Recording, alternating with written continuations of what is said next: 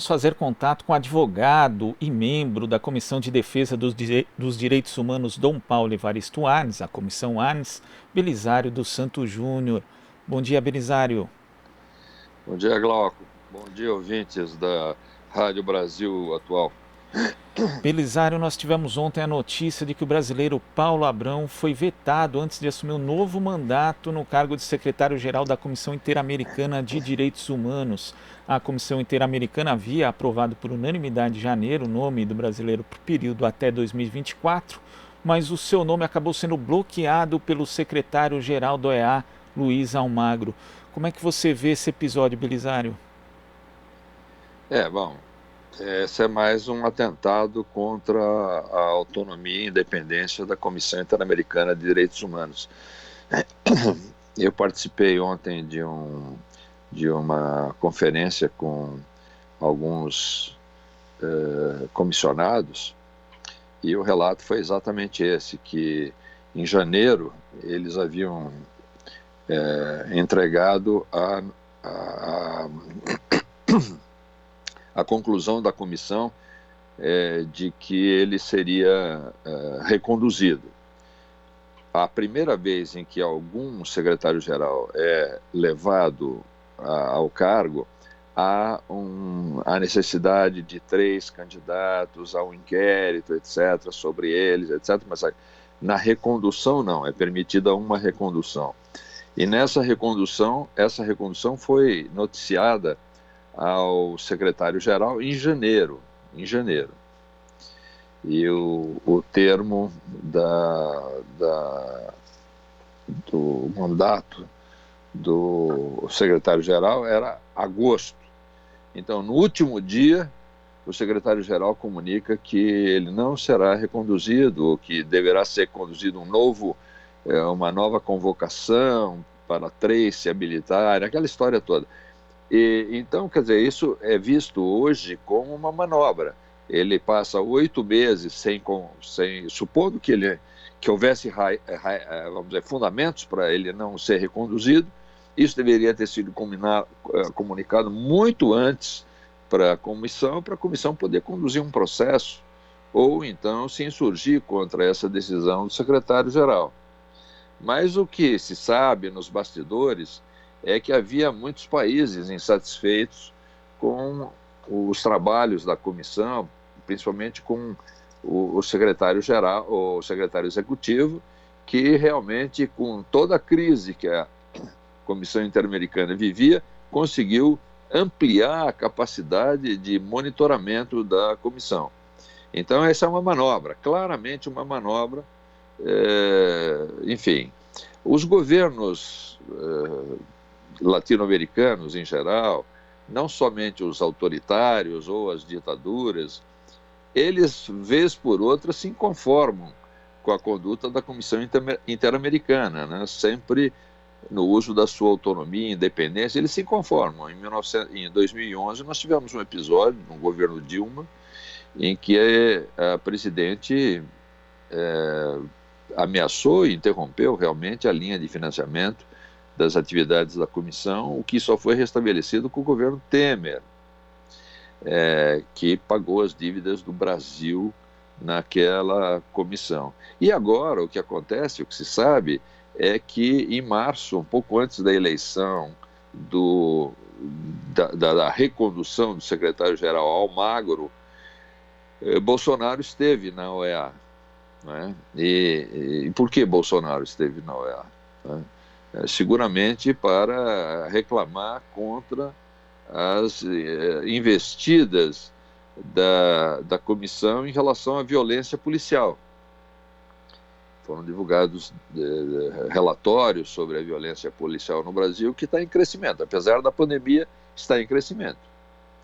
Então, essas razões levam a vários analistas a concluir que há um complô para não reconduzir alguém que está trabalhando muito fortemente contra as violações de direitos humanos. O governo argentino ontem, Glauco, soltou uma nota muito dura em relação a esse fato. Por quê? Qual é a base do relatório, da decisão do secretário-geral? é um parecer jurídico dizendo que o regulamento da comissão, que a comissão aprova com sua autonomia e independência, vale só para a comissão, não vale para o secretário-geral, que é uma coisa curiosa, porque tudo o que a comissão faz se baseia nesse regulamento. Até hoje valia, agora daqui para frente não vale mais. E a segunda coisa eram supostas denúncias da ombudsperson, que diz que há 60, vamos dizer, pequenas denúncias individuais contra a condução de Paulo Abrão ao tocar as relações internas da Secretaria Executiva.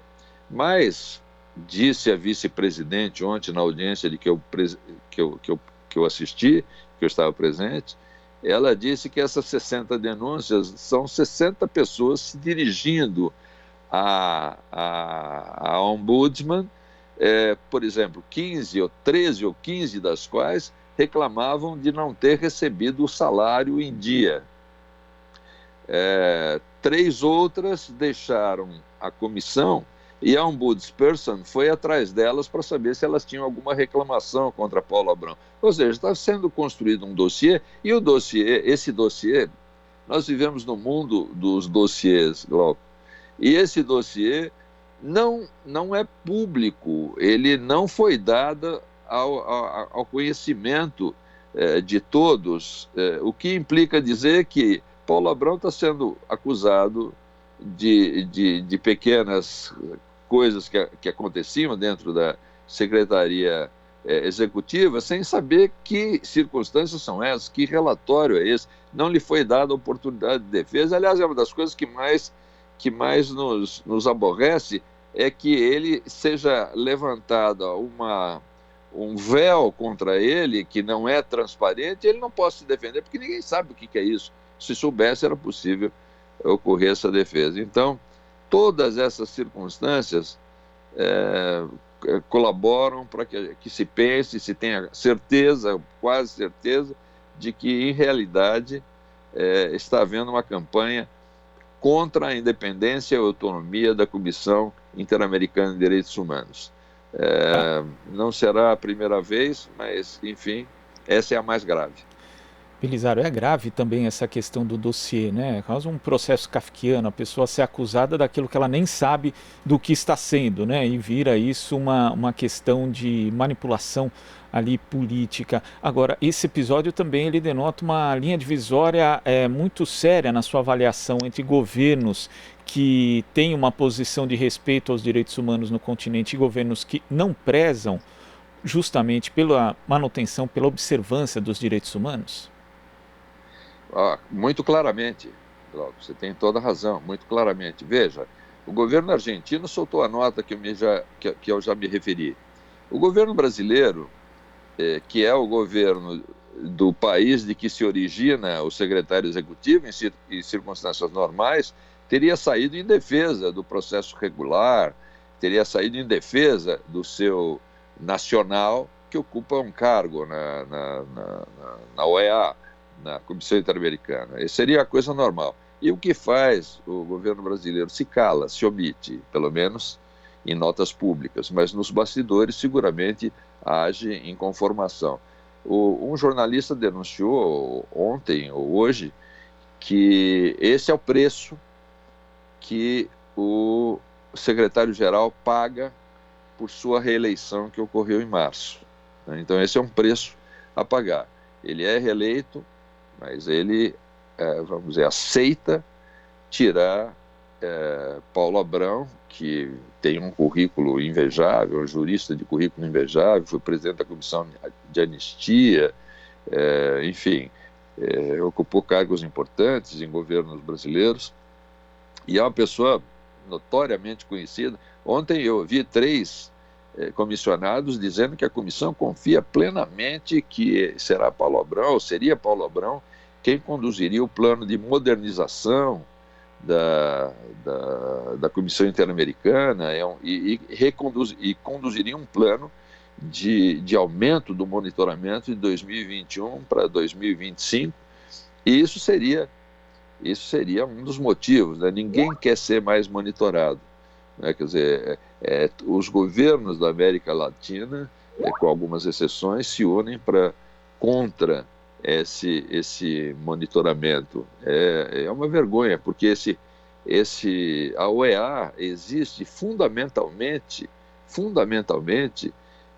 o que justifica a OEA é a criação desse sistema interamericano, que é composto pela Comissão e pela Corte Interamericana de Direitos Humanos. A Comissão recebe denúncias, inclusive, de pessoas físicas e até contra aqueles que não participam do sistema interamericano. E veja, a OEA não é dos países latino-americanos, ele é um sistema de direitos humanos, ele é financiado por países europeus, porque os países latino-americanos não têm, por si, a condição de sustentar esse esforço em relação aos direitos humanos. Então é um absurdo, isso vai ser um absurdo. Não vai parar aí, não vai ser a primeira vez, nem a última, que nós vamos falar sobre o sistema interamericano. Já há 10, 12 anos atrás, houve uma grande campanha pela imprensa, eu mesmo fui entrevistado em campanhas pela imprensa, em que se demonstrava a cidadania brasileira e a cidadania latino-americana como era importante.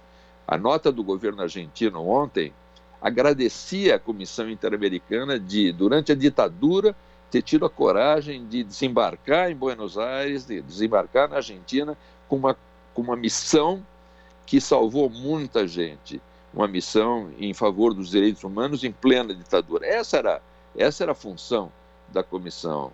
Eu mesmo fui várias vezes à Comissão Interamericana em defesa de direitos humanos, e a comissão sempre se posicionou muito duramente em defesa dos direitos. Então, eu sou testemunha, e várias outras organizações estão se organizando, possivelmente hoje vão soltar uma nota em defesa da Comissão Interamericana, enfim, várias organizações, a Comissão Arnes, Conectas, a Comissão, o Conselho Nacional de Direitos Humanos, ontem estava presente na entrevista, soltou uma nota, Intervozes, várias organizações, o artigo 19, que tutela o direito de livre expressão.